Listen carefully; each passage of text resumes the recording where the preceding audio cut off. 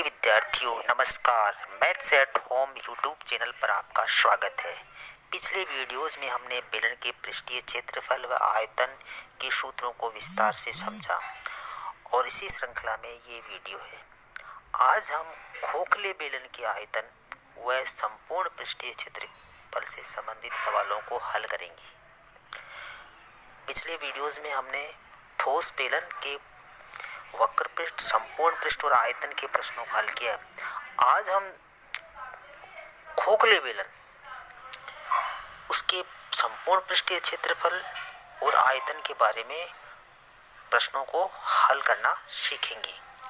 अगर आपने अभी तक चैनल को सब्सक्राइब नहीं किया है तो अभी सब्सक्राइब कर लीजिए। आइए बिना समय नष्ट किए महत्वपूर्ण सवालों को हल करना समझते हैं। आपके सामने प्रश्न ये है। एक खोखले बेलन की मोटाई 2 सेमी है। इसका भीतरी व्यास 14 सेमी है और ऊंचाई 26 सेमी है। बेलन के दोनों सिरे खुले हुए हैं।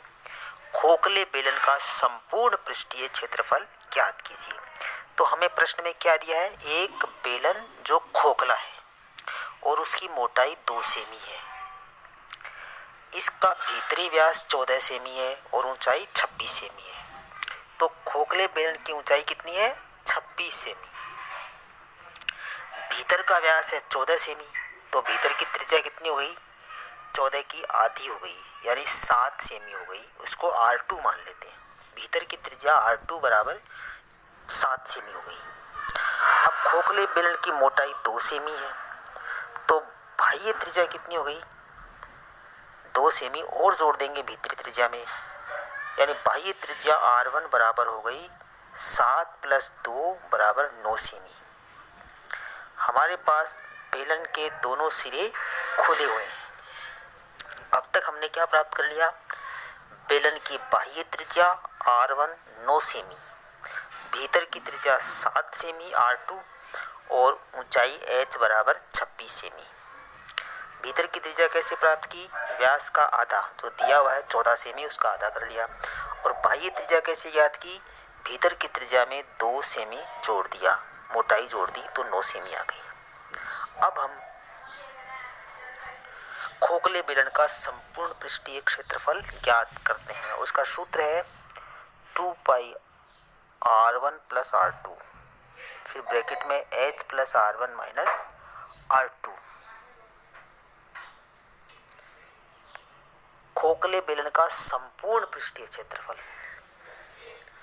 2 पाई, फिर ब्रैकेट में R1 + R2, फिर दूसरे ब्रैकेट में h + R1 - R2 मान रख देते हैं। तो बराबर कितना हो गया? 2 गुणा पाई का मान लिख दिया 22/7, और पहले ब्रैकेट में R1 + R2 है तो 7 + 9 हो गया, और दूसरे ब्रैकेट में h + R1 - R2 यानी 26 + 9 - 7। ब्रैकेट की संख्या को सॉल्व करते हैं तो पहले ब्रैकेट में 7 और 9 मिलकर 16 हो गई, और दूसरे ब्रैकेट में 26 में 9 जोड़ दिए और 7 घटा दिए तो 28 हो गया। इस प्रकार हमें क्या मिला? 2 गुणा 22/7 गुणा 16 गुणा 28। 7 से 28 को काट दिया, 4 आ गया।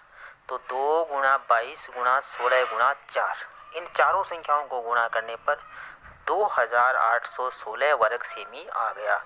ये खोखले बेलन का संपूर्ण पृष्ठीय क्षेत्रफल आ गया। इस प्रकार से हमने खोखले बेलन का संपूर्ण पृष्ठीय क्षेत्रफल ज्ञात कर लिया। आइए हम एक आयतन का सवाल लेते हैं। सवाल इस प्रकार है। एक खोखला बेलन दोनों सिरों से खुला हुआ है। उसकी ऊंचाई 20 सेमी है और अंतः और बाह्य व्यास क्रमशः 26 सेमी और 30 सेमी है। इस खोखले बेलन का आयतन ज्ञात कीजिए। तो हमें क्या दिया हुआ है? खोखले बेलन की ऊंचाई h बराबर 20 सेमी है, स्पष्ट दी हुई है। खोखले बेलन का बाह्य व्यास 30 सेमी है, तो बाह्य त्रिज्या R1 कितनी हो गई? 30 का आधा 15 सेमी हो गई। व्यास का आधा 30/2 15 सेमी हो गई। अब खोखले बेलन का अंतः व्यास 26 है, व्यास 26 है अंतः, तो अंतः त्रिज्या R2 बराबर हो गई 26 का आधा 13 सेमी। अब हमें क्या क्या मिल गया, R1 मिल गया जो बाह्य त्रिज्या है 15 सेमी, R2 मिल गया 13 सेमी और H मिल गया 20 सेमी। खोखले बेलन के आयतन का सूत्र है पाई, फिर ब्रैकेट में R1 square minus R2 square, bracket बंद।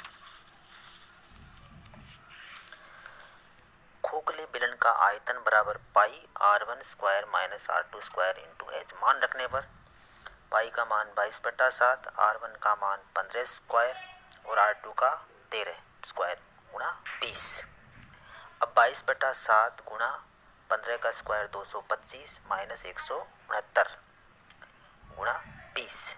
अब अगले स्टेप में 22/7, 225 में से 169 घटाया 56 गुणा 20। अब 7 से काट दिया 56 को, 8 आ गया, तो 22 गुणा 8 गुणा 20। 22, 8 और 20 को गुणा करने पर 3520 घन सेमी आ गया। इस प्रकार से खोखले बेलन का आयतन 3220 घन सेमी प्राप्त हो गया। आशा है आपको ये वीडियो पसंद आया होगा। लाइक कीजिए, अपने दोस्तों में शेयर कीजिए, कमेंट कीजिए। चैनल को अभी सब्सक्राइब नहीं किया है तो सब्सक्राइब अवश्य कर लीजिए। Thanks for watching.